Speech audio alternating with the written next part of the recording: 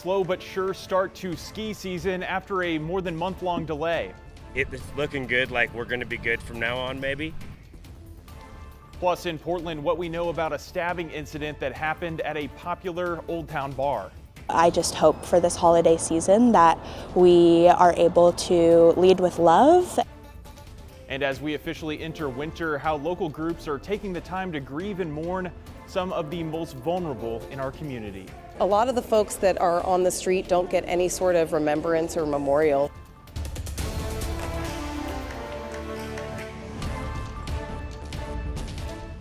Thanks so much for joining us here at 11. I'm John Adams. We're going to start off tonight with a health alert.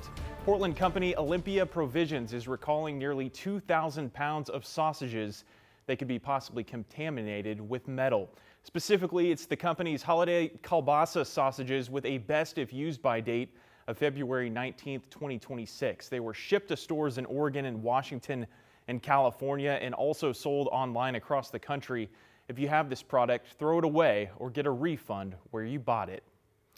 Our other top story tonight is the slow start to ski season in our area that could hopefully be picking up with a new round of snow. Here's a live look at Timberline Lodge, where there's quite a bit of snow falling down right now. On Saturday, Timberline opened for the season, but in a limited capacity. Right now, it's only Bruno's Lift operating with a focus on beginner terrain. The opening comes about a month after the resort's historical opening, which averages November 16th. Warmer weather and limited snowfall, a big part of that delay. People we spoke to just glad to be back on the mountain again. It's sick. It's cold. Sweet. Yeah, finally getting up after a long wait. There's so much powder. It's stormy. It's kind of white out when you get up above tree line, but like it was good. Like I had fun. I skied to the parking lot without hitting any rocks. Having fun's all that matters. Here's a live look at Highway 26 at Government Camp, about 4,000 feet up. And you can see clearly that snow on the ground there. Timberline Lodge says winter driving conditions are in effect on Mount Hood. Let's go down to meteorologist Joe Ranieri for how much snow is in the forecast. Joe? John, just looking at all the snow-covered roads along Highway 26, I want to go up there and get to the slopes too. But their winter weather advisory is in effect until early tomorrow morning throughout the Washington, and all of the Oregon Cascades are under that advisory. So be aware of that. Of course, this is a busy week to go be traveling, whether you're going to the east side of the state or maybe going up to Government Camp. You are going to be seeing some pretty thick snow-packed covered roads. So be aware of that. If you don't have chains or if you're not familiar with driving in the snow, do not attempt to drive up there here the next day or especially tonight. Looking at tomorrow morning, those snow showers will continue. They'll taper off a little bit by the later part of the morning and into the afternoon hours. And we'll be seeing some mainly dry conditions to start things off tomorrow. And then we'll start to see those showers really pick up again by the afternoon. A slight chance to see some thunderstorms. I have it in the forecast, but I think it might be more likely to pop up along the northern part of the Oregon coast. Not so much Newport south, but regardless, we are going to be seeing the rain showers continue. Now, even though we're going to be looking at showers, the threat of minor flooding that we've been seeing over the last couple of days is going to subside. And then we'll get to see a chance to see some drier weather move through a little bit for Tuesday. But again, by late Tuesday night into Wednesday, we'll be seeing those showers return. Of course, Wednesday being Christmas Eve. Looking into the long-range models, looks like it could be more dry than wet toward maybe Wednesday night and into Thursday for Christmas Day. But again, expect to see some inclement weather as you travel to the east side of the state. And that's something we haven't had a chance to talk about in weeks. I'll talk more about your holiday forecast in just a few minutes. All right, Joe, thank you. We continue our weather impact coverage over the recent floods and landslides caused by heavy rain. In Detroit, people have been without running water since about Friday evening. In a social media post, the mayor said that the amount of flood water and debris that had recently flowed into the water treatment plant was too much for it to handle. Because of that, it's been temporarily shut down. Today, the city said conditions are improving and they're increasing water processing, raising the possibility limited service could return tomorrow. There will be a boil water notice in place once service returns. And there's a boil water currently in effect for the city of Sheridan following a water main break caused by a landslide. It's also impacted the area prison there. FCI Sheridan says the slide happened off-site Friday and it damaged the main water line feeding the prison. It does say inmates still have access to potable water. There are portable restrooms in place as well. City officials say the boil water advisory will remain in effect through Tuesday. And now in Welch's, where Clackamas County crews continued clearing a road from a recent landslide. Today, the county has lifted its level 3 notice for the south end of East Salmon River and East Welch's Road. There's still one part of the county under level 2 Be Set notice and another under the level 1 Be Ready notice, mostly low-lying areas near rivers. In developing news this evening, a woman is recovering after a stabbing at a popular bar in the Pearl District, leaving others shocked. Our Jay Coulter has those details. We're here on Northwest 13th Avenue, where last night River Pig Saloon was surrounded by police tape after police say a woman was stabbed inside.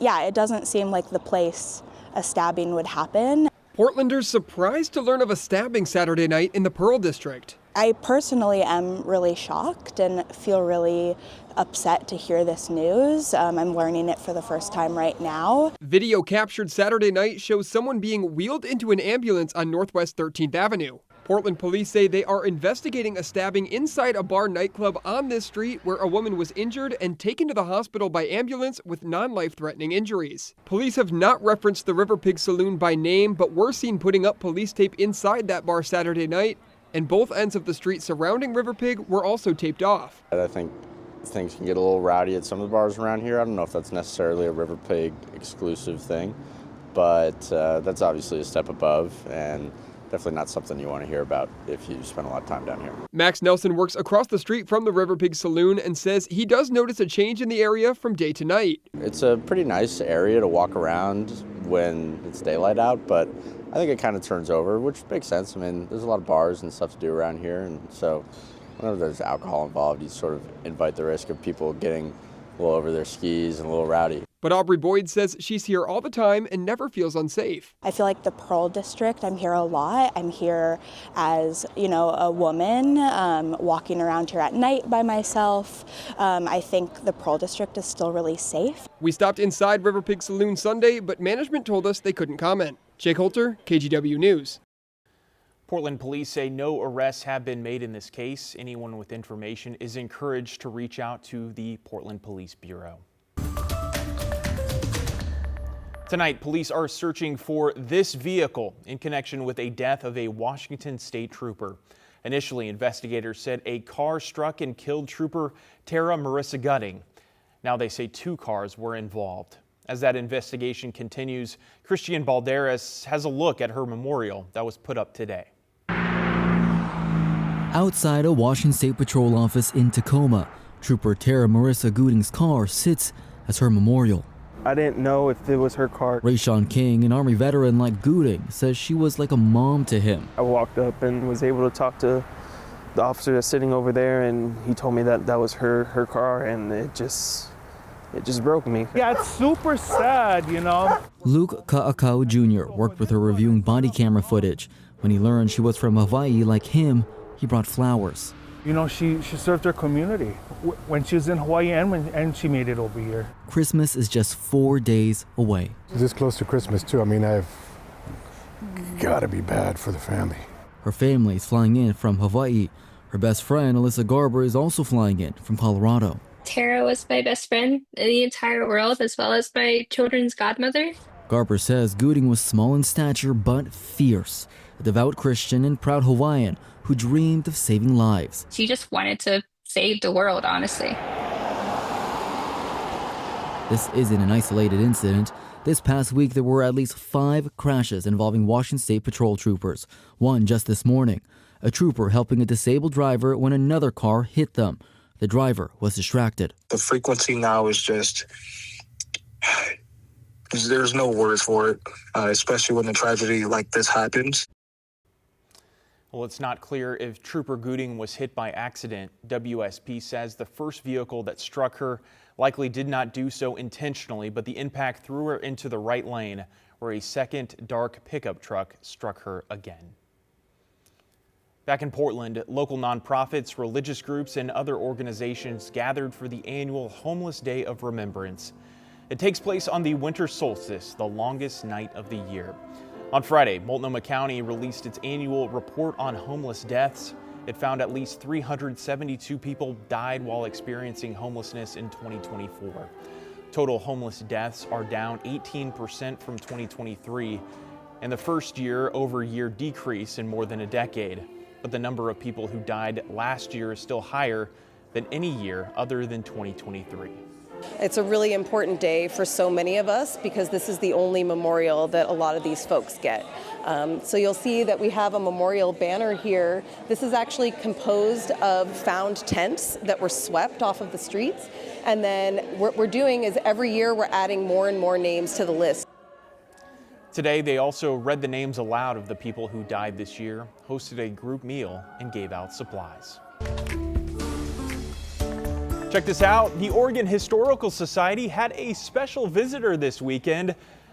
From 1 to 3 today, visitors had the chance to get a photo taken with Santa Claus in what's a familiar display for some out there. Through New Year's Eve, the downtown museum is showcasing its Meyer and Frank Santaland.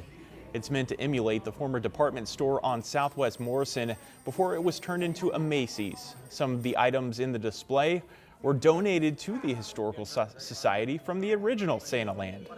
Half a century ago, Oregon families were doing this. We're taking their children to Santaland to see Santa, to tell them what they wanted for Christmas. Now we can recreate that experience here for them.